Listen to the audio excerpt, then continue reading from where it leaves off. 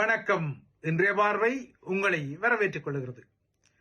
ஸ்ரீலங்காவின் பிப்ரவரி 4 சுதந்திர தினத்தை மையப்படுத்தி தமிழர் தாயகத்தில் வழமை போலவே இன்று கரிநாள் பிரகடன கடைபிடிப்பு போராட்டங்கள் இடம்பெற்றுக் கொண்டன. ஆனால் இவ்வாறாக அறவழியில் மீண்டும் ஒரு முறை தமிழர்கள் பிப்ரவரி 4 ஸ்ரீலங்கா சுதந்திர தினத்துக்கு எதிர்ப்பு தெரிவிக்க அந்த எதிர்ப்பை ஒடுக்கும் வழமையும் இன்று தமிழர் தாயக பகுதியில் வெளிப்பட்டது. அந்த வகையில் ஸ்ரீலங்கா சீருடையினரின் கெடுபிடிகளும் போராடச் சென்றவர்களை தடுக்கும் நிகழ்வுகளும் பரவலாக இடம்பெற்றன. கிழக்கில் இடம்பெற்ற கெடுபிடிகளில் ஒன்றாக அறவழியில் போராடச் சென்றவர்களின் வாகனங்களுக்குள் ஸ்ரீலங்காவின் பாதுகாப்பு தரப்பே கஞ்சா பொதிகளை வைத்து அந்த கஞ்சா பொதிகளின் சாக்கில் அறவழியாளர்களின் போராட்ட பயணத்தை தடுக்க முயன்ற மூன்றாந்தரமான செய்கைகளும் வெளிப்பட்டதாக செய்திகள் வந்துள்ளன.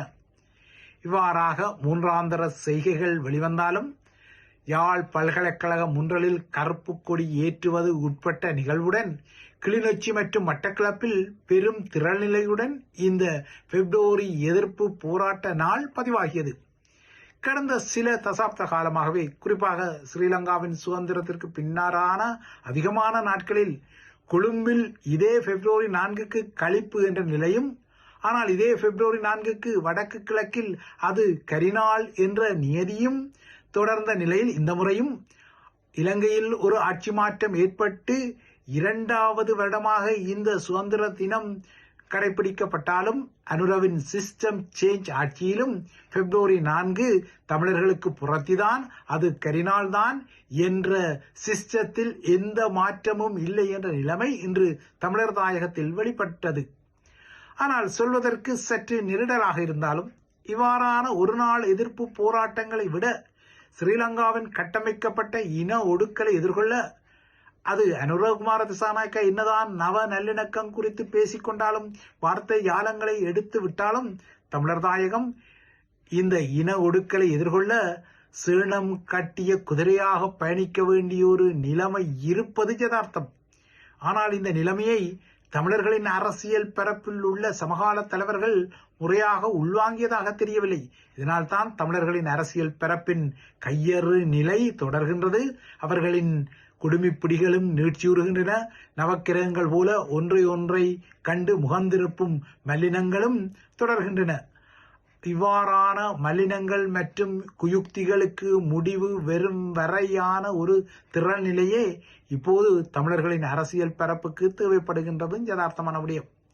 இவ்வாறான பலவீனங்கள் தமிழர்களின் அரசியல் பரப்பில் இருப்பதை துல்லியமாக நாடிபிடித்து கொண்ட அனுரகுமார திசாநாயக்க அரசாங்கம் இந்த நாடிபிடிப்பின் அடிப்படையில் தான் கொழும்பில் நடந்த சுதந்திர தின நிகழ்வில் உரையாற்றிக் கொள்ளும் போது தமிழர்களுக்கு இந்த தீவில் ஒரு நீண்டகால அரசியல் வீணவா இருக்கின்றது என்ற விடயம் குறித்து மூச்சு கூட விடவில்லை.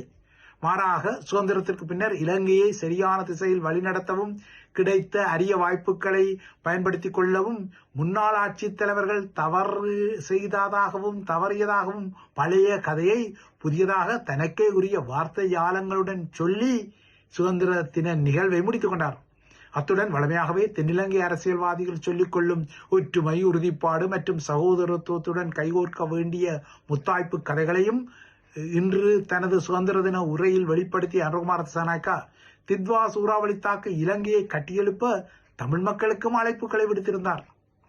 இந்த அழைப்பின் பின்னணியில் இலங்கை தீவில் வாழும் சகதேசிய இனத்தின் அரசியல் வீணவாவுக்கு பதில் வழங்கிக் கொள்வதில் அனுர அரசாங்கம் கிஞ்சித்தும் பிரெஞ்சை எடுக்கவில்லை என்பதை அரசாங்கமே நடத்திய ஸ்ரீலங்காவின் 78வது சுதந்திர தினத்தின் முதன்மை நிகழ்வும் பளிச்சிட வைத்தது.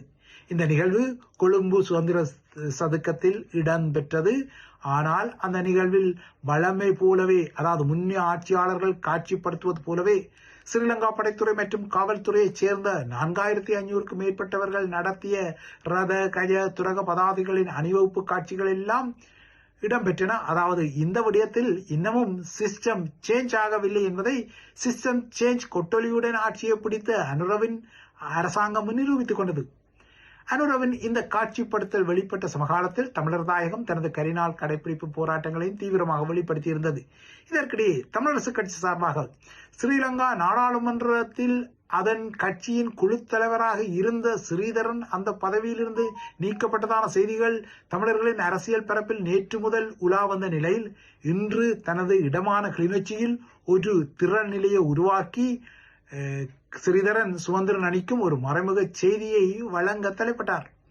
தமிழரசுக் கட்சியின் மிக குறைந்த வயதுள்ள நாடாளுமன்ற உறுப்பினரான சாணக்கியன் தற்போது நாடாளுமன்ற குழு தலைவர் பதவிக்கு வந்துவிட்டதாக தென்னிலங்கை ஆங்கில ஊடகங்கள் மாய்ந்து எழுதி தள்ள ஸ்ரீதரன் இன்றைய போராட்டங்களின் ஊடாக தனது வலுவை காட்டியதாகவே தெரிகின்றது.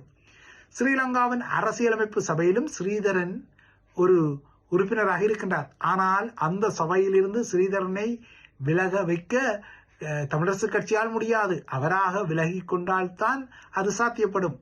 ஆனால் அரசியலமைப்பு சபையிலிருந்து தாம் அவரை விலக கோரிய போதும் அவர் அவ்வாறு செய்ய மறுத்த காரணத்தால் அவரை நாடாளுமன்ற குழு தலைவர் பொறுப்பிலிருந்து தூக்க முடிவு செய்ததாக சுமந்திரன் தரப்பில் கூறப்பட்டாலும் ஸ்ரீதரனை நாடாளுமன்ற குழு தலைவர் பதவியிலிருந்து நீக்கும் முடிவு கட்சியின் அரசியல் குழு கூட்டத்தில் தீர்மானமாக எடுக்கப்படவில்லை என்ற செய்தியை மட்டக்களப்பு மாவட்ட நாடாளுமன்ற உறுப்பினர் ஸ்ரீநேசன் தெரிவித்திருப்பதால் இந்த விடயத்தில் மீண்டும் ஒரு சுமந்திர கேம் பழிச்சிடுகின்றது.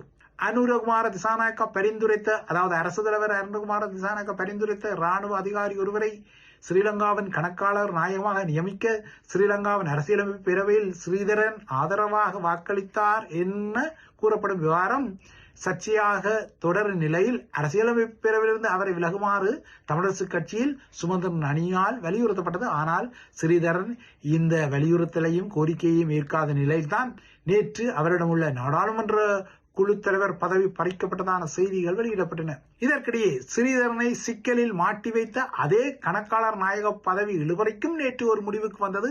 ஆனால் ஸ்ரீதரனின் சிக்கலுக்கு முடிவு பெறவில்லை. அதன்படி தற்போது ஸ்ரீலங்காவின் தேசிய கணக்காளர் நாயகமாக அந்த கணக்காளர் திணைக்களத்தில் ஏற்கனவே மூத்த அதிகாரியாக இருந்த அம்மணியான செல்வி ஜெயரண்ணாவை நியமிக்க அனுர வழங்கிய புதிய பரிந்துரையை நேற்று சபாநாயகர் தலைமையில் நடைபெற்ற அரசியலமைப்பு பேரவை ஏகமனதாக ஏற்றுக்கொண்டது. இதனால் கடந்த ஆண்டு ஏப்ரலில் தொடங்கிய இந்த தேசிய கணக்காளர் நாயகம் பதவி குறித்த இழுபறிக்கு நேற்று ஒரு முற்றுப்புள்ளி கிட்டிக் கொண்டது. ஆனால் இந்த பதவியை மையப்படுத்தி ஸ்ரீதரனை வளையங்கட்டும் சிக்கல்களுக்கு இன்னமும் முற்றுப்புள்ளி வரவில்லை.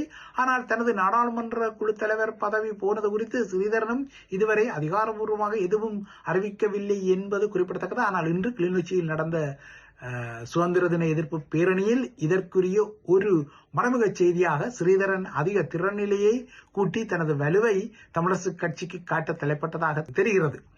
சுமந்திரன் தரப்பை பொறுத்தவரை அரசியலமைப்பு பேரவையிலிருந்து ஸ்ரீதரனை விலக்கிக் கொள்ளவே முடியாது. இது ஏற்கனவே சொல்லப்பட்ட ஒரு விடயம். இதனால்தான் அவரை பழிவாங்கும் வகையில் நாடாளுமன்ற குழு தலைவர் பதவியிலிருந்து அவரை தூக்குகின்றார்கள். ஏனென்றால் இது கட்சி இதனை செய்யலாம். ஏனென்றால் நாடாளுமன்றத்தில் கட்சிகளின் சார்பான குழு தலைவர்களை நியமிப்பு அல்லது அகற்றுவது குறித்த கட்சிகள் அல்லது சுயேட்சை குழுக்கள் சார்ந்த விடயம் என்பதால் தான் இப்போது இந்த விடயத்தில் தமிழரசு கட்சியிலிருந்து சுமந்திரன் அணி ஒரு நகர்வை செய்கின்றது. ஆனால் இந்த முடிவு கூட கட்சியின் அரசியல் குழு கூட்டத்தில் எடுக்கப்பட்ட முடிவு இல்லை என அதே கட்சியிலிருந்து ஸ்ரீநேசன் போன்றவர்களின் குரல்கள் வருவது சுமந்திரன் மீதான சுட்டு விரல்களை இன்னும் ஆழமாக நீட்ட தலைப்படுகின்றது.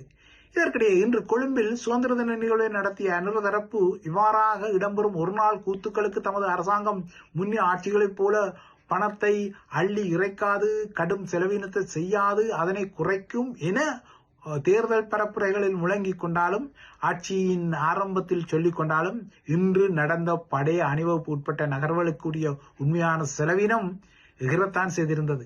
இன்றைய நிகழ்வுகளுக்கென 2026 வரவு செலவு திட்டத்தில் 100 மில்லியன் ரூபாய் ஒதுக்கப்பட்டிருந்தது. ஆனால் அந்த 100 மில்லியனையும் தாம் பயன்படுத்த மாட்டோம், அதில் 70 மில்லியன் ரூபாவை மட்டும் சுதந்திர தின நிகழ்வுகளுக்கு பயன்படுத்திவிட்டு மீதியை மிச்சப்படுத்துவோம் என அரசாங்கம் குறிப்பிட்டாலும் முன்னைய சுதந்திர தின கொண்டாட்டங்களுக்காக வழக்கமாக அமைக்கப்படும் தற்காலிக கூடாரங்களுக்கு பதிலாக இந்த முறை நிரந்தர கட்டமைப்புகள் போல சில கட்டமைப்புகள் அமைக்கப்பட்டதால் செலவீனம் எரிதான செய்திகள் கொழும்பிலிருந்து வருகின்றன.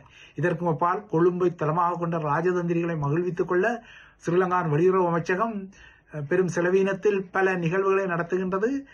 குறிப்பாக இராப்போசனங்களை தொடர்ந்தும் வழங்க தரப்படுகின்றது. இன்றைய சுதந்திர தின நிகழ்வுகளில் பங்கேற்க டெல்லியிலிருந்தும் ஒரு குழு கொழும்புக்கு பறந்திருப்பதால் அந்த குழுவுக்கும் இன்றிரவு தொடர்புடலான சிறப்பு இராப்போசனம் காத்திருக்கின்றது.